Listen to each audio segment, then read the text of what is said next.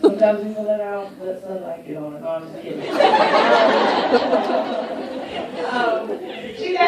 She's a really, good person, good human. She's not anything like her peer group. She reads about quantum physics for fun and shit. No joke. Like, it's really weird and strange. I definitely was not doing that. I'm like, let's go out and play. She's like, no, I'm going to stay here and read. And I'm like, what? Who does this? I don't got this. I get your ass up! It's all of us coaching apart! I'm changing. So she started her period. Quite the affair.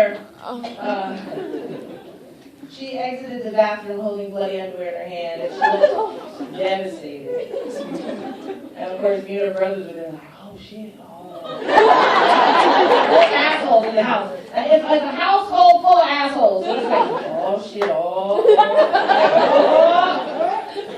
but then very quickly we realized, she was already beginning to relate to her body like it was going to be a liability. You know what I mean? Like this was something that was going to be problematic.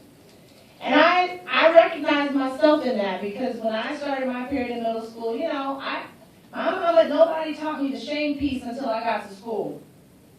And I was admittedly clunky around the whole menstruation thing. I didn't have the rules of engagement down entirely correctly. I was not, I didn't understand the tampon thing at all. That took years. But the maxi pad thing was also very confusing for me because I just felt like, how does one know when it is too wet versus when it's just wet enough? So I was constantly leaning on all my shit. All the time. Everybody was like, hey, yo, you gotta do that. That's a problem for me today. I'm like, I don't know. It's too much wet. I don't know. So it was just dumb, and I did stupid shit around it just trying to figure out the rules of engagement to include organizing my desk in the morning, by putting my pen and my pencil out there, my eraser and my notebook and my maxi pad right there. Just in case, you know what I mean? It slows down. And then it took 7th grade boys to be like, what the hell are you doing? I didn't know.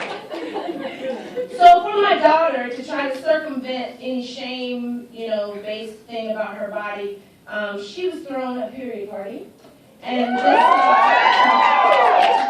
was replete with red food and red drink and red clothing. And, her brothers were there and her brothers' friends were there, and we all collectively raised the roof to her shedding uterus. And then she sent me a screenshot of a tweet. And in 140 characters, this idiot on Twitter, which is a hotbed for passive-aggressive, uneducated motherfuckers to dwell and pop off on their just internet thugs.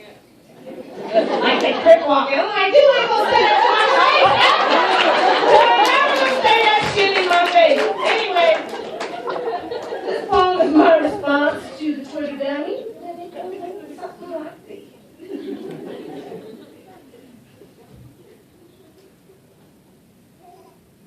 Twitter says, quote,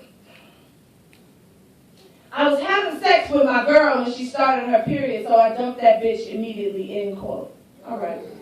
Dear nameless dummy on Twitter, you're the reason my daughter cried funeral tears when she started her period.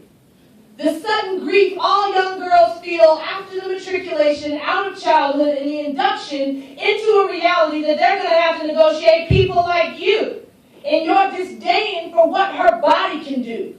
Herein begins an anatomy lesson infused with feminist politics.